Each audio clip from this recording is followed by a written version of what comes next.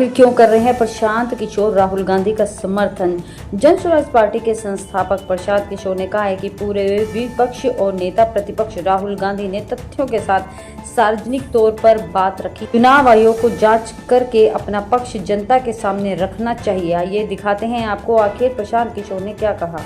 जब विपक्ष करीब पूरा विपक्ष देश का और विपक्ष के नेता राहुल गांधी ने तथ्यों के साथ चुनाव प्रक्रिया को लेकर अगर बात पब्लिक डोमेन में रखी है तो कम से कम इतना तो ज़रूर बनता है कि इलेक्शन कमीशन जो बात वो कह रहे हैं उसको इन्वेस्टिगेट करे और उस पर जनता के सामने अपना पक्ष रखे।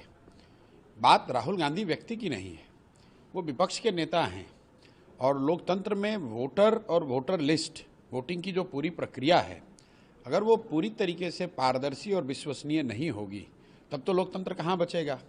तो अगर उस पर विपक्ष के नेता ने कोई बात कही है, और मैं ये बात बहुत पहले से कह रहा हूँ, जब राहुल गांधी ने महाराष्ट्र चुनाव के बाद एक आर्टिकल के जरिए इन बातों को रखा है तब से मैं कह रहा हूँ कि आप राहुल गांधी के समर्थक हों या विरोधी, लेकिन अगर राहुल गांधी ने चुनाव प्रक्रिया को लेकर वोटर लिस्ट को लेकर जो बातें रखी हैं पब्लिक डोमेन में, इलेक्शन कमीशन को उस पर जवाब देना चाहिए। इलेक्शन कमीशन को मेरी अपनी अपेक्षा ये थी कि इलेक्शन कमीशन ये कहेगा कि ये मुद्दे इन्होंने उठाए हैं, इसकी हम लोग जांच करेंगे और उस पर जवाब देंगे, बजाय इसके कि आप उसको जांच करें, उस पर अपना पक्ष रखें। ये कहना कि ओथ के अंदर दीजिए, वो कीजिए, तो इट्स लाइक ब्रशिंग असाइड। तो अगर आप ऐसा करेंगे तो नेचुरली लोग रोड पे उतरेंगे ही उतरेंगे। सबको रिटेन भी किया गया है। वो तो देखिए लोकतंत्र में जो होता है, आप धरना प्रदर्शन करेंगे, कहीं पुलिस अपना जो काम कर रही है वो कर सकती है। जहाँ तक मैंने अभी देखा है कि वो लोग शांतिपूर्वक मार्च कर रहे थे, उसको पुलिस ने रोका है।